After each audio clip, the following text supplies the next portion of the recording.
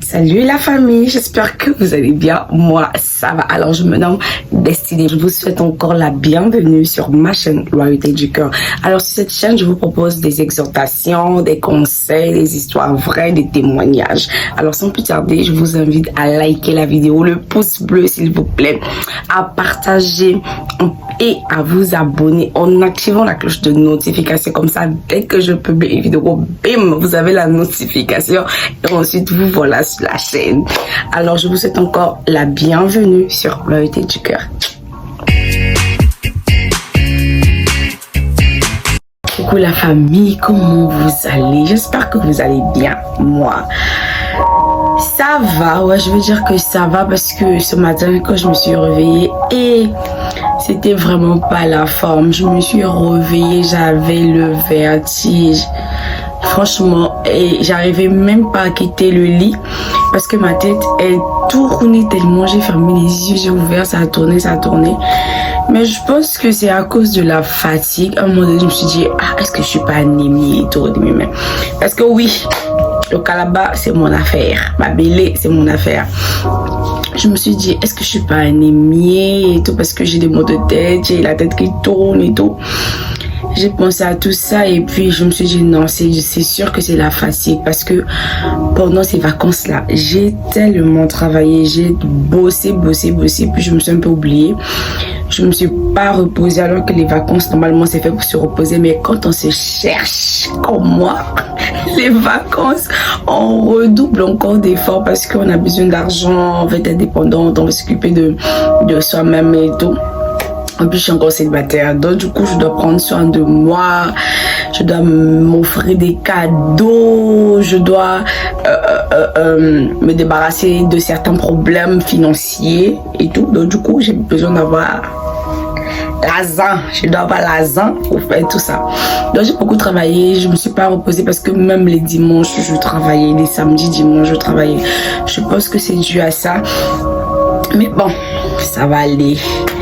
Bref, aujourd'hui je viens encore pour une story time. J'avais fait une partie 1 et j'ai fait la partie 2. Là je vais faire la partie 3 de ces hommes là qui aiment bien tirer leur plaisir avec des mineurs, avec des enfants qui ont moins de 18 ans. Le but de ma vidéo est d'éveiller les consciences, de venir parler aux parents, aux futurs parents.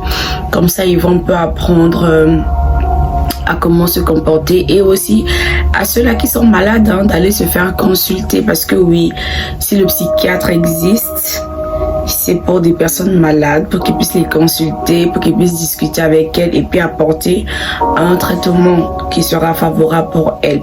Je veux m'approprier l'histoire pour que ce soit plus facile. Je suis allée habiter chez un membre de ma famille. Donc, on va l'appeler Bintou. Je suis allée habiter chez Bintou. Elle est mariée avec monsieur Pascal. On va l'appeler Pascal, monsieur. Ce monsieur, déjà, il est plus âgé qu'elle. Mais voilà quoi, le mariage est passé, ils s'aimaient et tout, et ils se sont mariés. Et moi, je revenais déjà d'une autre ville. J'étais allée vivre chez un membre de la famille et là-bas aussi mon expérience n'était pas une bonne expérience et tout. J'ai subi des choses qui m'ont marqué jusqu'à alors et j'essaie de m'en débarrasser.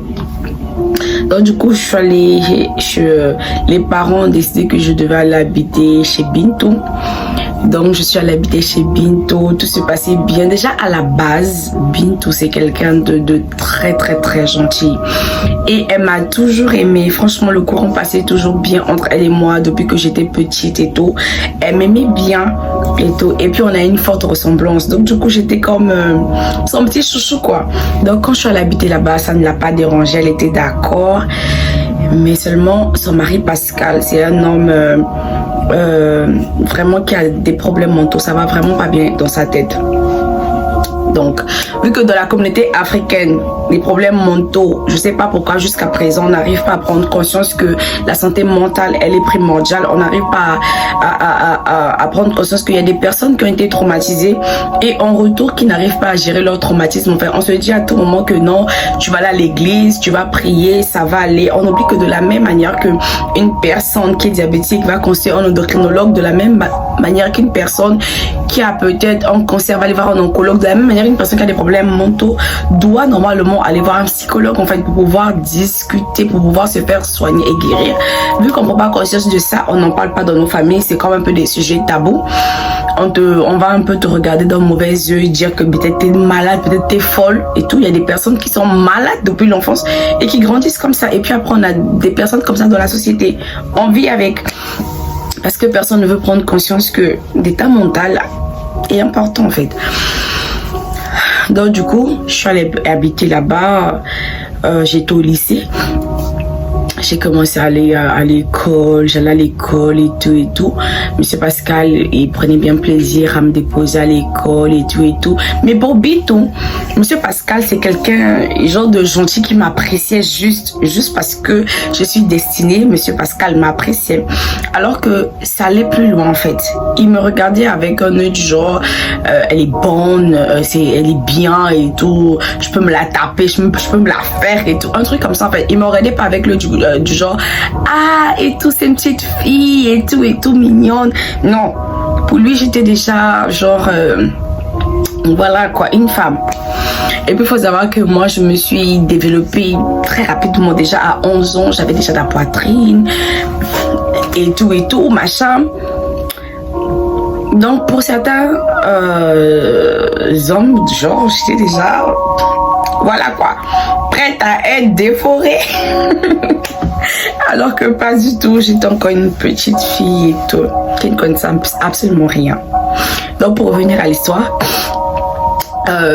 Monsieur Pascal me déposait à l'école. Il y avait des mois qui me récupéraient, mais vu qu'il avait de l'argent, il me donnait aussi de l'argent pour aller à l'école. Moi, ignorante que j'étais, je me disais que voilà quoi, c'est Monsieur Pascal, c'est le mari de Bintou. De la même manière que Bintou me donne de l'argent pour aller à l'école, il me donne de l'argent pour aller à l'école aussi. Genre pour moi c'était normal parce que vous savez qu'en Afrique on donne de l'argent pour aller à l'école, surtout que tu es au lycée en fait. On n'est plus là à te faire des sandwichs et tout. Il y a des cantines à l'école, donc on te donne de l'argent, tu pars à l'école et puis tu achètes ce que tu dois acheter pour manger. Donc il me donnait de l'argent comme ça, il me donnait les 1000 francs, les 1500, les 2000, genre pas cher à l'école quoi. Là tu vas acheter ton demi-avocat, le jus, bien, tu vois. En plus je fréquente en ville, donc du coup normal quoi. Je me disais que la somme était normale parce que déjà quand tu fréquentes en ville, les cantines en ville, les prix sont un peu plus hauts, c'est un peu plus cher que dans les écoles du quartier et tout. Donc c'était comme ça à tout moment, et tout. Et tout se passait bien. Maintenant, un jour, c'était l'anniversaire de Bintou. On a fait son anniversaire. C'était même Monsieur Pascal qui avait organisé son anniversaire et tout.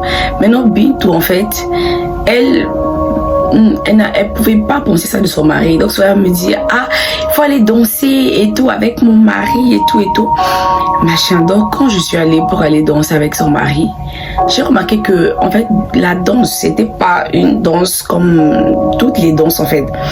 Le monsieur il a essayé de me faire ressentir carrément sa banane, parce que sa banane c'était une banane bien mûre, elle était bien tendue et tout. Donc du coup il poussait un peu sa banane et tout machin. Ça m'a tellement gênée que j'ai arrêté de danser. Je suis allée m'asseoir. Mais Bintou, vu qu'elle était ignorante, elle me dit non mais faut aller danser. Pourquoi tu pas danser avec Monsieur Pascal, il t'appelle et tout, faut aller danser avec lui et tout. Moi je voulais pas en fait, je voulais pas parce que et j'arrivais pas à en parler parce que je me disais comment je veux commencer à regarder un truc comme ça en fait. Vous voyez. Donc du coup je gardais tout ça pour moi. Et puis après on est rentré à la maison et tout. Et un soir, Monsieur Pascal se rend dans ma chambre. Déjà, il faut savoir que dans la maison de Monsieur Pascal, j'avais ma chambre, mais seulement, il y avait des portes, mais seulement les portes n'avaient pas de clé. Jusqu'à présent, je me demande pourquoi une chambre qui a une porte n'a pas de clé. Ça va pas en fait. Donc la chambre n'avait pas de clé. Et Bintou aussi, c'est quelqu'un. Quand Bintou dort. Quand Bintou dit qu'elle veut dormir, se reposer, elle dort. Elle dort tellement qu'elle oublie même que, voilà quoi, que il y a mon mari à côté, il y a Destinée à côté. Elle oublie tellement qu'elle est plongée dans son sommeil. En fait, elle est pas du tout sensible. Alors que moi, je suis tellement sensible. Moi, quand je dors, dès qu'il y a un bruit, je me réveille. Elle est tellement insensible que je comprends pas comment est-ce que son mari pouvait quitter la chambre et venir chez moi pendant longtemps. Et elle ne s'en rendait même pas compte. Donc, il est rentré dans ma chambre comme ça. Moi, je me suis réveillée aussitôt. Je me dis, mais qu'est-ce qu'il y a? Est-ce que Bintou a un problème et tout? Le monsieur me dit, non. Il a envie de moi, en fait. Je dis, là, je comprends pas. Genre, c'est-à-dire, en fait, le monsieur dit que non. Lui, il a envie je sais même pas comment appeler ça, quoi. Le monsieur me dit, il a envie de manger le fruit interdit avec moi et tout, il veut manger la pomme avec moi, des choses comme ça. Moi, je lui ai dit, mais moi, je n'ai pas envie de manger la pomme. Pour ceux qui ne comprennent pas, la pomme, c'est quoi? La pomme, c'est quand un homme et une femme se rencontrent et puis ils font la chose. Donc, il me dit qu'il veut faire la chose avec moi et tout. Je lui dis que non, moi, j'ai pas envie de faire la chose et tout. Il s'assoit. Moi, je m'assois aussi. Il commence à me supplier. Oh, s'il te plaît, juste une seule fois. On va juste manger la pomme une seule fois. Je veux juste croquer la pomme. Cette pomme-là, elle est tellement rouge, appétissante qu'elle me donne envie. Et tout, et tout. Vous voyez comme la pomme qu'on avait dans la Blanche-Neige, là, quoi. Que genre, j'étais comme cette pomme-là qu'il fallait croquer. Seigneur. Moi, je lui ai dit que non. Moi, j'avais pas envie de croquer la pomme avec lui. Et puis, même si moi, ma pomme là, elle était genre waouh. Lui, sa pomme n'était pas waouh. Sa pomme, elle n'était pas waouh. Pour moi, c'est comme ça, elle était un peu pourrie. Donc, j'avais pas envie de manger cette pomme là avec lui. Mais ce qui était bien, c'est que il n'était pas violent et il n'était pas, comment on appelle ça, il ne m'obligeait pas. Il n'était pas genre autoritaire en fait. Voilà, c'est mieux. Obligé, non. Autoritaire, parce qu'il m'obligeait quand même à venir, me demander, me forcer, c'est obligé. Donc, il n'était pas genre autoritaire comme ça avec moi. Il venait, il va te supplier, s'il te plaît, on va un seul et tout, machin. Et moi, je suis pas d'accord. Et quand je commençais par hausser le ton, tellement il avait peur que Bintou se réveille, il sortait de ma chambre et repartait. Et ça me déstabilisait en fait, parce que quand j'arrivais à l'école, ça me déstabilisait quand même, parce qu'il y avait déjà mes moyennes qui avaient commencé genre à changer et tout. Et bizarrement, tellement je n'habitais pas avec mon père et ma mère, du coup pour eux je suis avec Bintou. Bintou est responsable. Ils n'ont pas demandé quelle moyenne j'ai eu à faire au premier trimestre et tout, parce que j'étais en fait mon tuteur, c'était monsieur Pascal. Mes tuteurs en fait c'était Bintou et monsieur Pascal. Donc mon père, du moment où je passe en classe supérieure, il n'y a pas à vouloir demander en fait quelle moyenne tu as eu. Je suis avec quelqu'un d'autre en fait, alors que mes moyennes avaient bien chuté. Et Bintou, elle, les moyennes, ça lui disait rien. Du moment où tu passes en classe supérieure, mon cher, ça va. Et c'était comme ça. Les nuits, monsieur Pascal venait. Dans la semaine, monsieur Pascal pouvait se rendre dans ma chambre, si je me trompe pas, 2 à 3 fois comme ça, pour venir négocier et tout. Et quand j'acceptais pas, monsieur Pascal, lui, c'était un peu plus d'argent. Plus il me donnait de l'argent. Et pour Bintou, quand elle parlait, c'était juste que, monsieur Pascal, vraiment, il aime Destinée. Il lui donne l'argent. Même moi-même, je lui ai demandé l'argent. Il a dit qu'il n'a pas l'argent, mais il la donne à Destinée. Alors que pour lui, en fait, vu qu'il parle et que je n'accepte pas, peut-être que s'il me donne de l'argent, ça va m'influencer. Parce que vous connaissez en fait la mentalité, non, le regard qu'on a sur des filles qui fréquentent en ville. Vous voyez, c'est souvent, ces filles-là, elles sont pas censées. Ces filles-là, elles sont faciles. Ces filles-là, avec de l'argent, elles peuvent aller faire du n'importe quoi. Elles peuvent dépasser leurs limites. Moi, je fréquentais en ville, mais j'étais pas comme ça. Et tout, c'est vrai qu'il y avait des filles qui étaient comme ça, mais c'est pas toutes les filles qui fréquentent en ville qui sentent comme ça en fait. Donc le monsieur, il se trompait vraiment. Et puis, il s'est dit que sûrement, si je n'accepte pas ses avances et tout, peut-être que j'ai un petit ami. Donc, une fois, je suis partie à l'école. Le matin, il m'a déposé. Après, il m'a dit que non, il ne pourra pas venir me chercher parce que sa voiture a un problème. Déjà, même dans la voiture, quand il me déposait à l'école, là, il parlait, hein, il va parler, il va te dire que non, pourquoi tu veux pas le faire, des choses comme ça et tout. Tu es jolie, machin, regarde comment est-ce que tu me plais, des choses comme ça, on va le faire et tout. Tu es aussi ma petite femme, non, hein? Je suis mariée à Bintou, donc toi aussi tu es ma femme, c'est normal et tout. Tellement ils sont malades dans leur tête en fait. Ils veulent te faire comprendre que non, parce que je suis mariée à Bintou, donc du coup avec toi aussi je peux le faire. Vous arrivez même pas à voir un peu, franchement, comment est-ce qu'ils peuvent être manipulateurs. Et moi, dans la voiture, je parlais pas. Je me disais seulement que je dois arriver à l'école. Au fond, moi, je dis, Seigneur, pardon. Fais en sorte qu'on puisse arriver à l'école. Et puis, c'est toujours me débarrasser, en fait, de ça. Je suis arrivée à l'école, je fais courir. Donc, il m'a dit, il va pas venir me chercher, en fait. Il ne viendra pas me chercher. J'ai dit, ok, d'accord. Alors que le bon monsieur a décidé de me filer. Moi, je savais même pas. Donc, moi, quand j'ai fini à l'école, j'avais une amie qui habitait dans le même quartier que moi. Donc, après, on s'est dit que, on va marcher. Au lieu de rentrer à la maison, on va marcher. En fait, mes amis ne savaient même pas pourquoi j'aimais marcher pour rentrer à la maison. Quand le monsieur venait pas me chercher, en fait, je me disais vraiment perdre le temps. Comme ça, j'arrive à la maison. Tu es fatigué, tu peux faire ce que tu as à faire et tu essaies de dormir un peu plus tôt parce que tu sais pas à quel moment ce monsieur-là va se retrouver dans ta chambre en fait. Donc, j'ai incité toujours les filles ou encore les garçons à faire la ligne 11. La ligne 11, c'est marcher en fait à pied de l'école jusqu'à la maison. Donc, on a décidé de marcher. Le gars me filait. Quand on arrive... il y avait un endroit où on passait souvent, il y avait des personnes qui faisaient souvent la lecture et tout. Quand on arrive, il y avait, en tout cas, des personnes vont me faire la cour et tout, mais moi, ça ne m'intéressait pas. Donc, normalement, je passe, je réponds pas, je passe, je m'en vais, je rentre à la maison. Et quand on arrive à la maison, il est rassuré en fait que non, c'est bon, je n'ai personne parce qu'il me filait. Donc, quand il me filait, il savait que j'avais personne et tout. Mais tellement moi aussi là.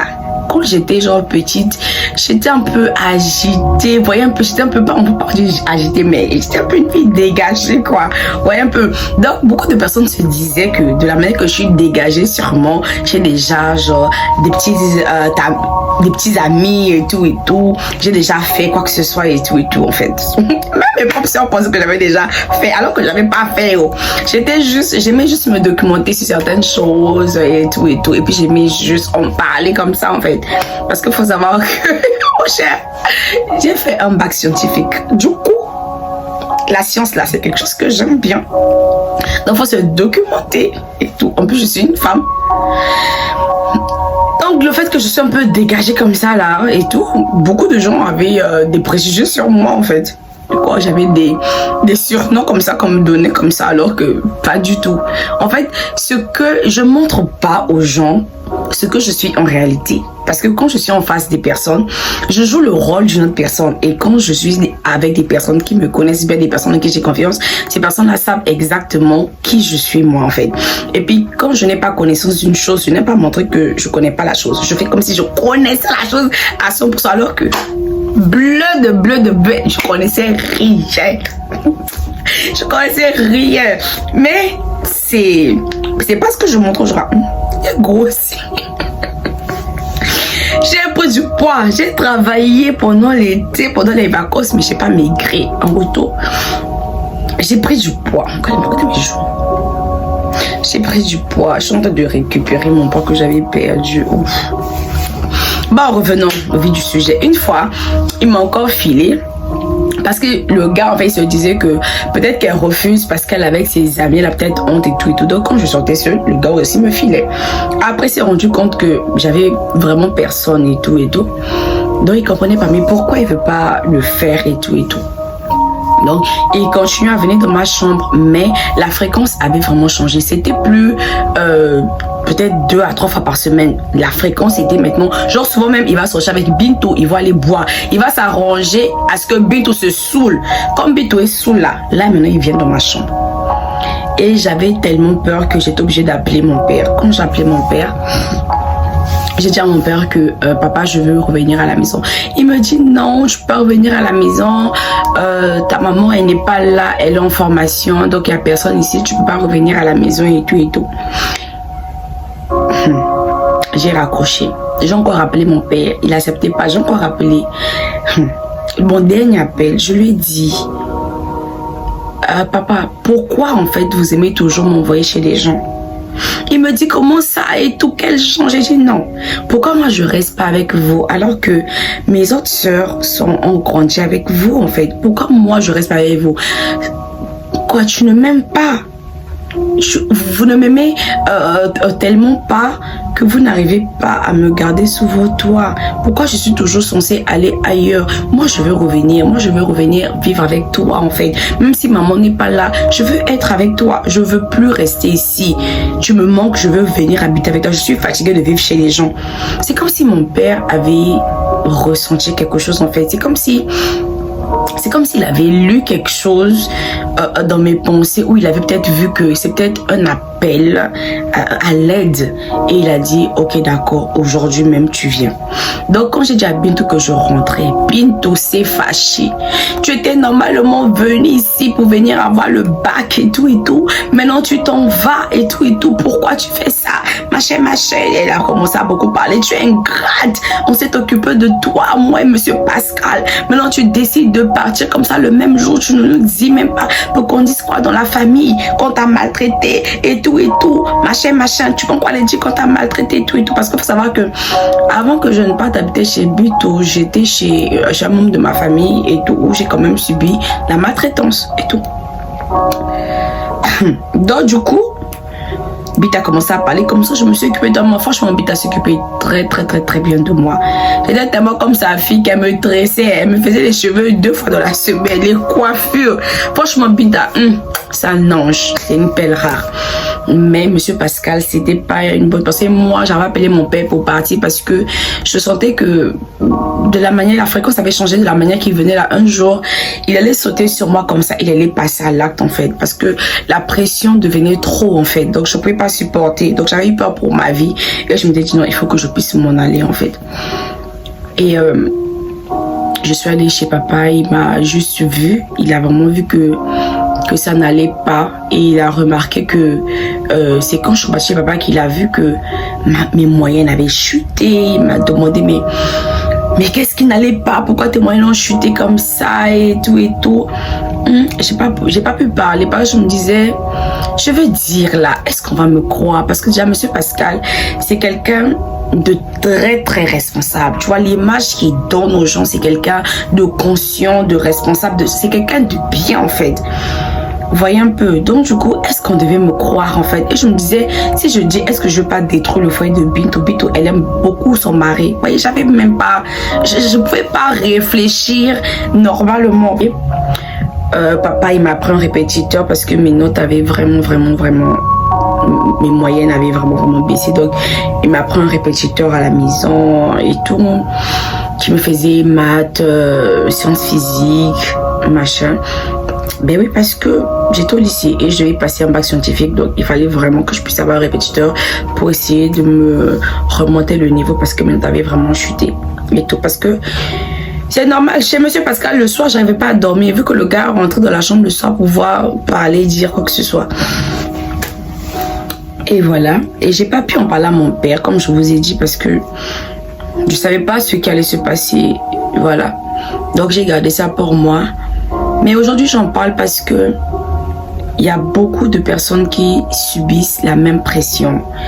Il y a encore des jeunes filles qui sont avec peut-être leurs beaux-frères, peut-être leurs oncles et tout, qui font la même chose. Hein. Et puis, dans certains cas, ces personnes-là sont même passées à l'acte déjà. Et ces personnes-là sont là et subissent ça. Moi, tout ce que je veux vous dire, c'est n'ayez plus peur en fait.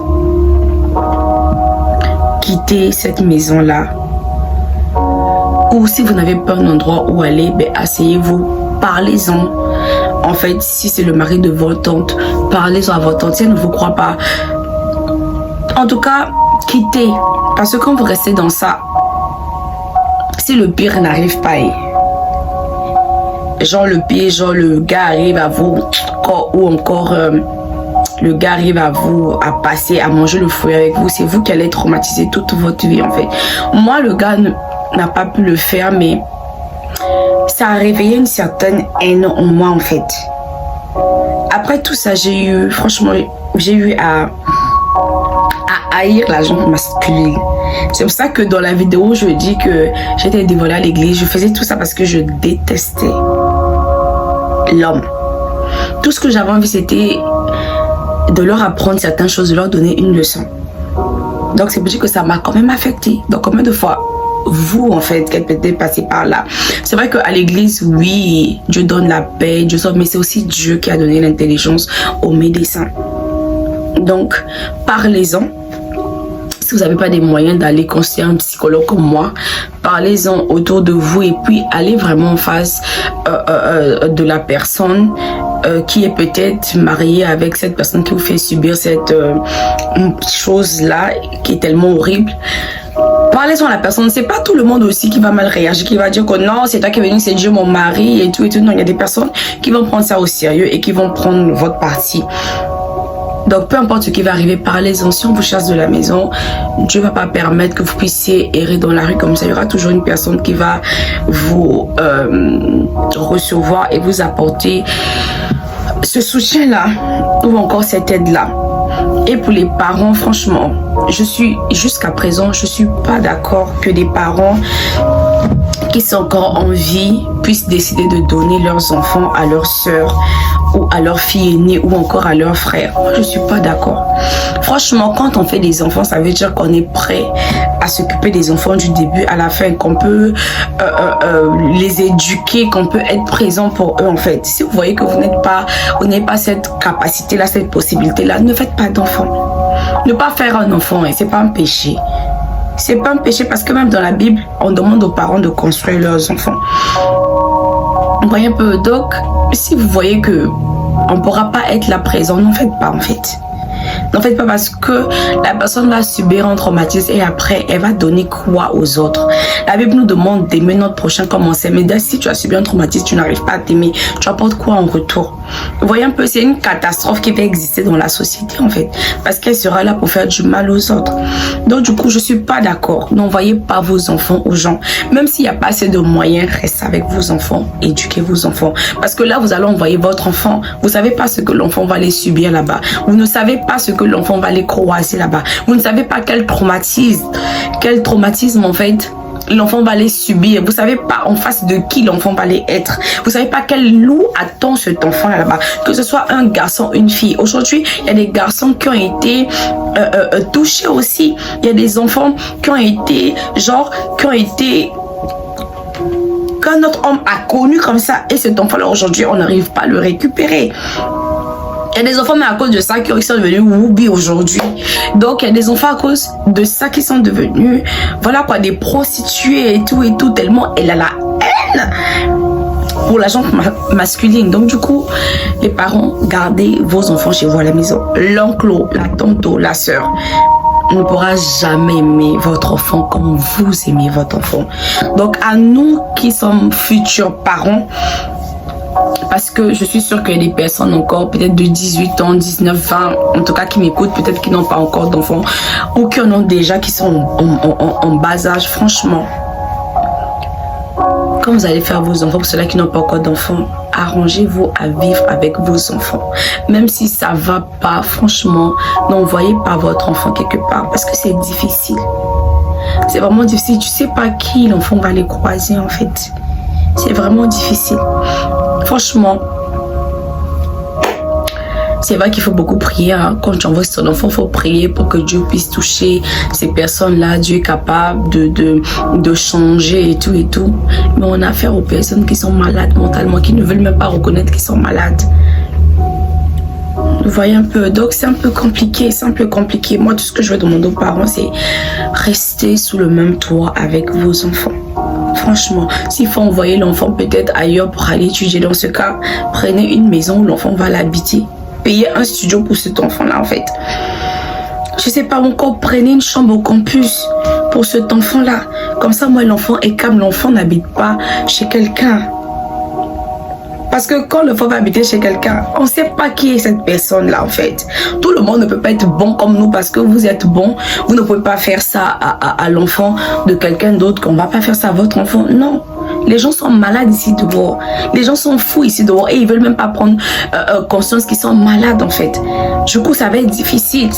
Donc, pensez en premier à vos enfants. C'est vrai que oui, quand vous le faites, c'est parce que vous voulez un avenir merveilleux pour votre enfant. Peut-être que dans le quartier où vous êtes, c'est un quartier vraiment bizarre où les gens finissent par devenir des drogués, des prostituées, des gens. Vous voulez genre changer votre fille ou votre fils de lieu pour qu'il se sente bien, mais où il va aller? Avant de faire un enfant, franchement, arrangeons doit être prêt. C'est tout ce que moi je peux dire, parce que moi, j'ai eu à détester les hommes. Ouais, j'ai eu à détester les hommes. Je les ai détestés à un point où je faisais des choses juste pour les faire mal, en fait. Juste pour les faire mal. Et il y a des personnes à qui j'ai fait mal. Même s'ils tombent sur ma vidéo, ils vont se rendre compte que, mais oui, elle m'a fait ça. Et aujourd'hui, si j'ai quand même la paix comme ça, c'est parce que j'ai connu Dieu. Et il m'a donné la paix. Mais je ne suis pas encore totalement guérie. Dès que j'aurai les moyens, je vais aller me faire consulter parce que ceux-là, ce sont des personnes qui sont genre là pour ça, quoi. C'est vrai que moi-même, j'ai fait ça à l'école et tout, mais je me suis pas spécialisée dans ça. Du coup, il y a des choses que j'ai pas totalement appris parce que c'est des cours comme ça que tu fais en 2 semaines, c'est des cours que tu fais en 3 semaines, mais tu vas pas en profondeur, en fait. Vous voyez? Donc, voilà, c'est le seul conseil que je peux donner aux parents. Et pour celles-là qui ont déjà vécu ça, franchement, que Dieu vous aide, que Dieu vous fortifie, que Dieu vous donne la force de passer à autre chose et que Dieu mette sur votre chemin des personnes qui vont vous aider à aller de l'avant, des personnes qui seront peut-être capables de vous payer ces consultations auprès des psychologues pour que vous puissiez aller mieux. Et ça ira. Je suis sûre que ça va aller. Les mots me manquent parce que je sais pas quoi vous dire. Juste soyez forts, que Dieu franchement vous console, que Dieu vous restaure parce que vous avez besoin de restauration, que Dieu vous restaure et que Dieu vous comble encore d'amour. Et puis je pense que ça va aller. Moi je vous dis à très bientôt pour une autre vidéo. J'espère que cette vidéo là vous aura plu. Likez, abonnez-vous, commentez. Ça fait toujours plaisir de voir des commentaires et tout. Et likez la vidéo pour que la vidéo puisse...